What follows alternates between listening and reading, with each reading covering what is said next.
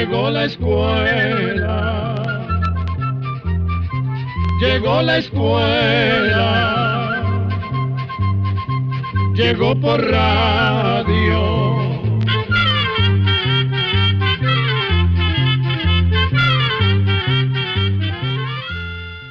El Instituto Centroamericano de Extensión de la Cultura, ICQ, tiene el agrado de presentar hoy un nuevo programa. El señor Marco Tulio Jiménez Salas nos escribe desde Cartago, Costa Rica, y nos pregunta lo siguiente: ¿cuál es la razón por la que el cuerpo humano rechaza algunos medicamentos y qué consecuencias puede traer para la salud? Oigamos la respuesta. El organismo de cada persona es único, y sus defensas responden de una forma particular a lo que ingiere, ya sean medicamentos o alimentos. En algunas ocasiones, los medicamentos están fabricados con ciertas sustancias que producen una reacción o rechazo del organismo. Estas reacciones se deben a que el cuerpo se defiende de esas sustancias. En muchas ocasiones, estas reacciones se manifiestan como alergias.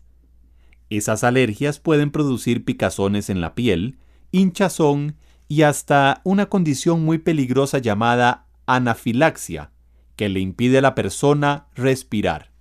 Otras veces, esas sustancias de los medicamentos pueden producir un efecto más fuerte que el deseado, o bien ocasionar efectos secundarios como dolores de cabeza, mareos, problemas del estómago y malestar general. Teniendo en cuenta que una medicina puede producir tantos desequilibrios, se aconseja no tomar nunca medicamentos vencidos, desconocidos o que no hayan sido recetados por un médico. Tampoco se deben tomar dosis mayores o menores de las indicadas por ese médico. En caso de que alguna persona sienta que un medicamento le ha producido algún problema, conviene que consulte con un médico o se dirija a un centro de salud para que reciba la atención médica necesaria.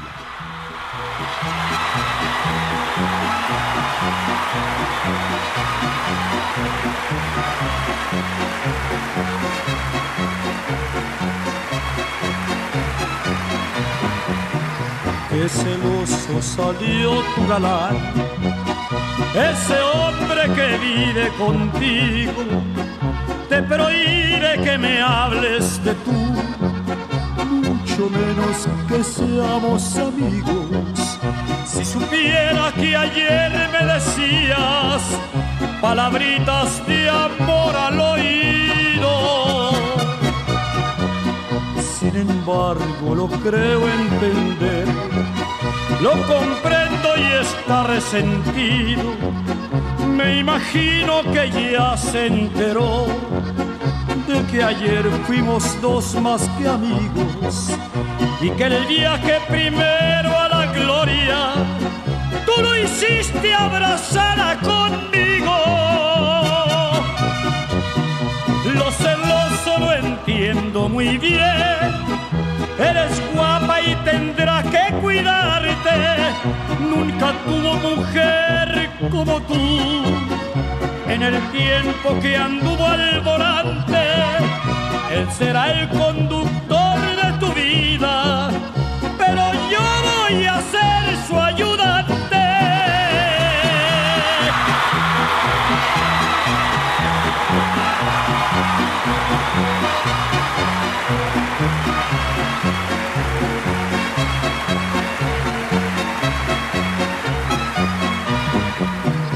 Celos tontos de inseguridad, mal de amores que lo desconciertan.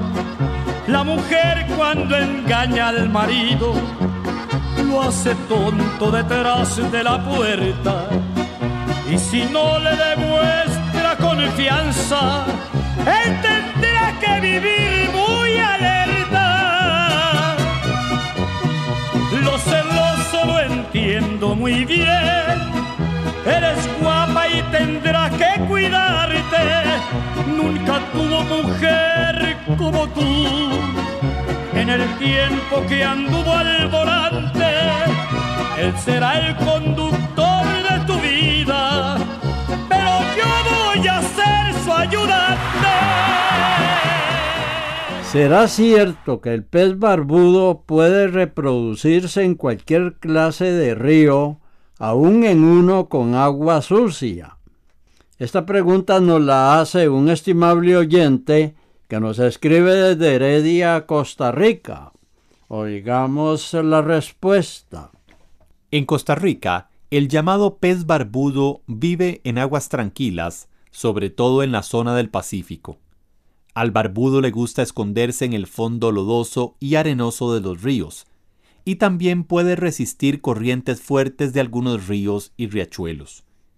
Este pez puede reproducirse en aguas turbias o sucias, siempre y cuando esa suciedad sea producida por material en descomposición propio del río.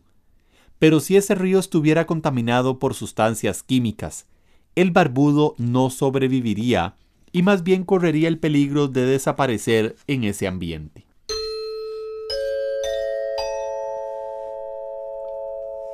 Un amigo oyente que nos escribe desde Sonsonate, El Salvador, nos pregunta lo siguiente. Quiero saber si los satélites espaciales que lanzan los rusos y los norteamericanos hacen huecos en la capa de ozono. Oigamos la respuesta. La capa de ozono está formada por un gas que se encuentra a una altura de 15 a 32 kilómetros sobre la superficie de la Tierra. Los gases no se pueden cortar ni tampoco hacerles huecos, de manera que si algún cohete o nave espacial atraviesa esta capa, ese gas se mueve para dejar pasar a la nave, pero después ese espacio se vuelve a llenar con el mismo gas. Cuando se oye hablar de agujeros en la capa de ozono, en realidad se trata de grandes zonas en la atmósfera donde hay menos cantidad de este gas. Esto es un problema, pues la capa de ozono cumple la función de filtrar los rayos ultravioleta del sol, que son dañinos para las personas. Esos agujeros en la capa de ozono han sido producidos sobre todo por ciertas actividades como el humo de las fábricas y ciertas sustancias que se usan para producir pesticidas, sistemas de refrigeración, aerosoles y extinguidores de incendios, entre otros. Tengo la curiosidad de saber cómo se habrán formado los cerros que se dice hay en la Luna si allí no hay aire.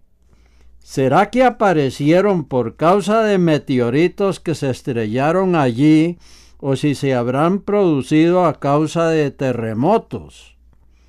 Esta consulta nos la hace un estimable oyente que nos escribe desde San Salvador, El Salvador. Escuchemos la respuesta. Según lo que han estudiado los científicos, hace millones de años hubo actividad volcánica en la Luna. Eso se sabe porque en la superficie lunar se pueden ver cauces por donde corrieron ríos de lava ardiente. Esa misma lava que había en el interior de la Luna produjo erupciones y movimientos en la corteza que formaron las montañas y cerros. Las montañas lunares tienen una forma muy parecida a las de la Tierra y algunas se agrupan en cordilleras.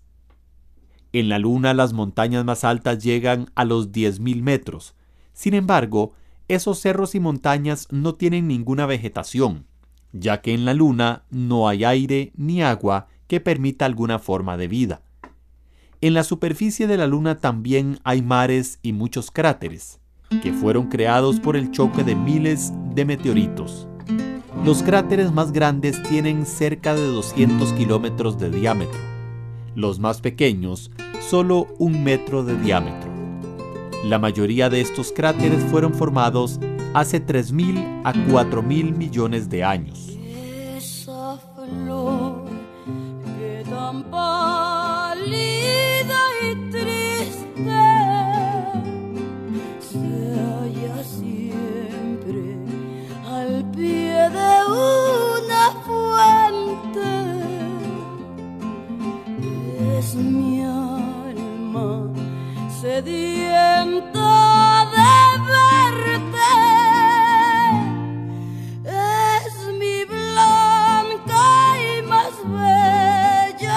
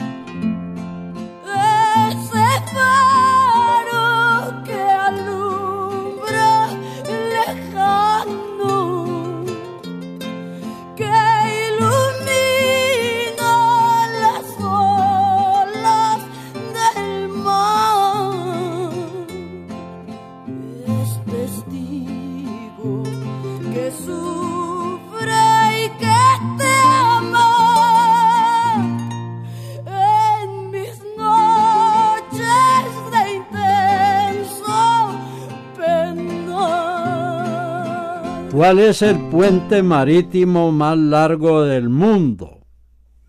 Esta pregunta nos la hace un joven oyente que nos escribe desde San José, Costa Rica.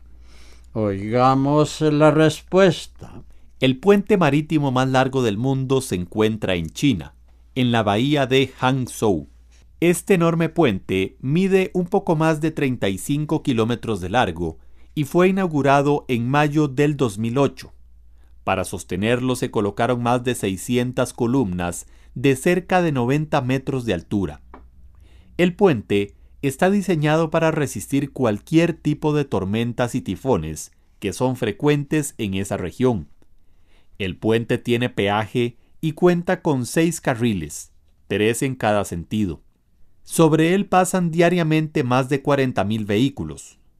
Antes de la construcción del puente de la bahía de Hangzhou, el puente marítimo más largo del mundo en funcionamiento estaba también en China.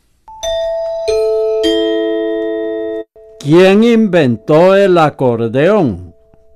Esta pregunta nos la hace un joven oyente que nos escucha desde Alajuela, Costa Rica.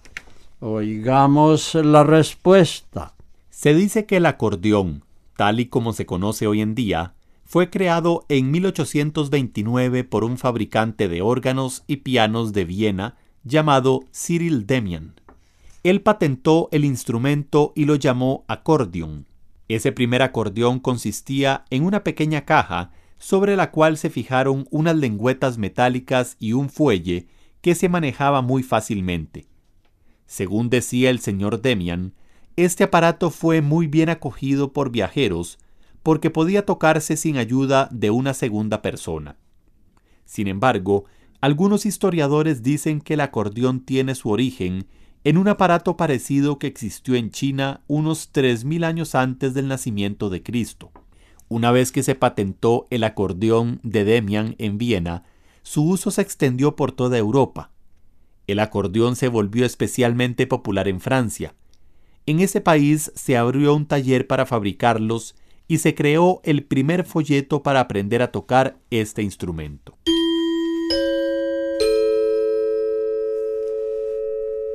Quiero que ustedes hablen acerca de la vida de San Cristóbal. Esta consulta nos la hace un estimado oyente que nos escucha desde San Miguel, El Salvador. Oigamos la respuesta. Según se sabe por los documentos de la época, San Cristóbal fue martirizado en una antigua región de Asia Menor que limitaba con el mar Mediterráneo.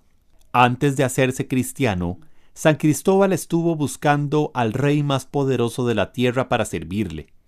Un día se dio cuenta de que ese rey, que era cristiano, le tenía miedo al demonio y por eso cada vez que oía su nombre hacía la señal de la cruz. Entonces San Cristóbal pensó que el diablo era más poderoso que el rey y se fue a buscarlo para servirle. Encontró en su camino a un grupo de caballeros, les dijo que estaba buscando al diablo para servirle, y entonces el más cruel y horrible se le acercó y le dijo que le sirviera a él.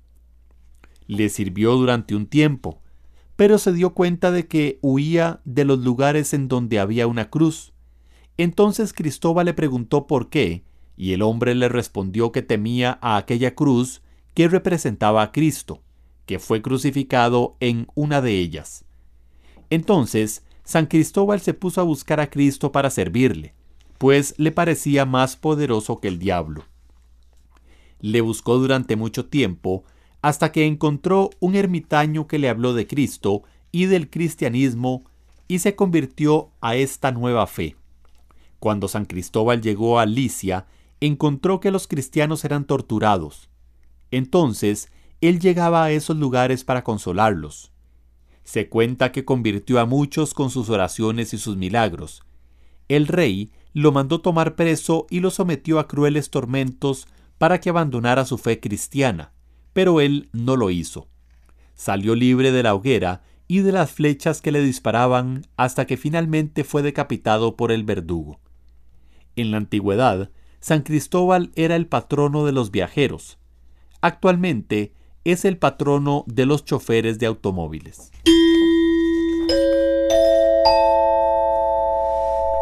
¿Por qué las estrellas y las luces de la ciudad se ven parpadear? Esta consulta nos la hace un estimado oyente que nos escucha desde Managua, Nicaragua. Las estrellas son astros que se encuentran a enormes distancias de la Tierra, por lo que su luz nos llega muy débil. Además, la capa de aire que rodea nuestro planeta y que conocemos como atmósfera deforma la luz que llega de esos astros lejanos. Por eso es que se ven como si tuvieran picos o puntas y se acostumbra a dibujarlas de esa manera. Sin embargo, en realidad, las estrellas son redondas. En cuanto a las luces de la ciudad, le diremos que el parpadeo tiene que ver con la corriente alterna con la que funcionan. Esta clase de electricidad tiene cambios de intensidad tan frecuentes que pueden presentarse hasta 60 veces en un segundo. Por eso las bombillas parpadean constantemente, aunque lo hacen tan rápido que cuesta observarlas y da la impresión de que la luz se mantuviera constantemente encendida. Ese relampagueo es el que se observa en las luces de las ciudades lejanas, porque la distancia hace que se vea mejor. Con permiso, eso. ¡Ajá! Ábranme cancha que quiero entre la raza, cantar como se canta allá por mi región. Soy el azote de todos los malditos, pero con los amigos soy puro corazón. Yo soy norteño, yo soy norteño.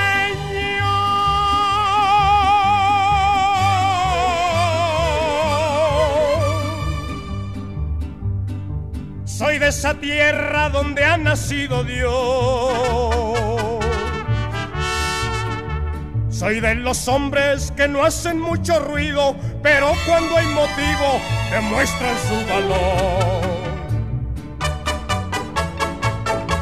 Sí, señor, arriba el norte, puro Chihuahua. ¡Ajá!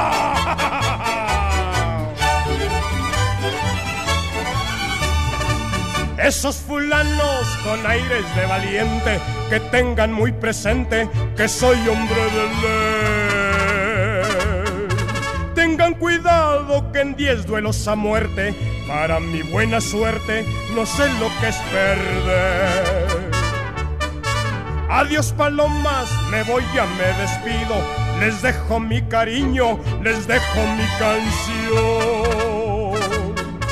Adiós a todas, no quieran ir conmigo, no sigan mi camino, que no sé a dónde voy. Yo soy norteño, yo soy norteño.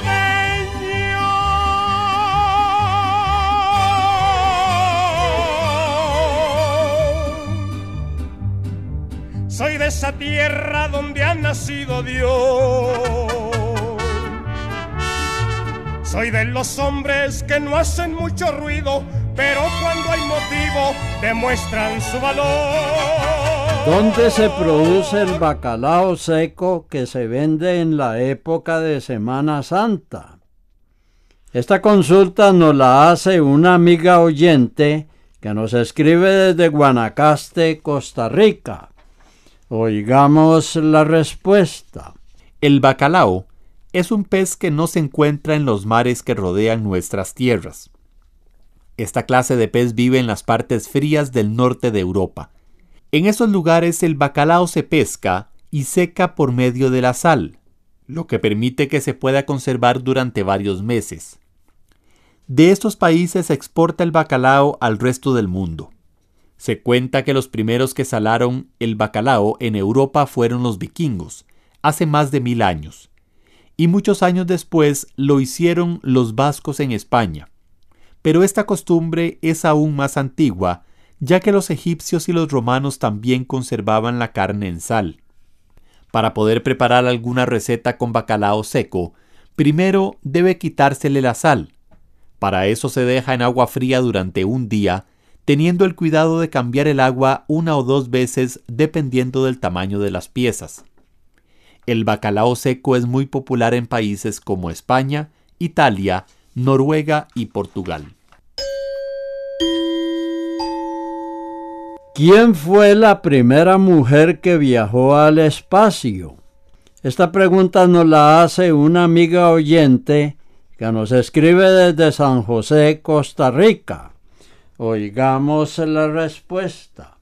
La primera mujer que fue al espacio se llama Valentina Tereshkova, quien nació en 1937 en el oeste de Rusia. Desde niña, a Valentina le interesó todo lo relacionado con los aviones y las alturas. Por eso, a los 18 años comenzó a practicar el paracaidismo. A los 24 años, se inscribió en un programa para convertirse en cosmonauta. Un año después fue elegida y comenzó un intenso entrenamiento. En 1963, fue lanzada al espacio a bordo de la nave llamada Vostok 6. En esa fecha, Valentina Tereshkova le dio 48 vueltas al planeta, completando 70 horas y 50 minutos de vuelo. A su regreso, salió de la cápsula espacial y descendió en paracaídas en una zona de Rusia llamada Kazajstán, el 19 de junio de 1963. Una vez terminada esta misión espacial, Tereshkova se graduó como ingeniera espacial en 1969 y algunos años más tarde recibió un doctorado en ingeniería. Después se dedicó a la política. Mujeres de otras nacionalidades han viajado al espacio, pero Valentina Tereshkova sigue siendo la única que vivió esta aventura absolutamente sola a bordo de una nave espacial. Y así llegamos al final del programa de hoy. Les esperamos mañana en su programa Oigamos la Respuesta. Envíennos sus preguntas al apartado 2948-1000 San José, Costa Rica. También pueden enviarnos sus preguntas al correo electrónico isq@isq.org o encuéntrennos en Facebook como Oigamos la Respuesta o llámennos por teléfono a los siguientes números: código de área 506, número 2225-5238 o 2225-5338. Recuerde que comprender lo comprensible es un derecho humano.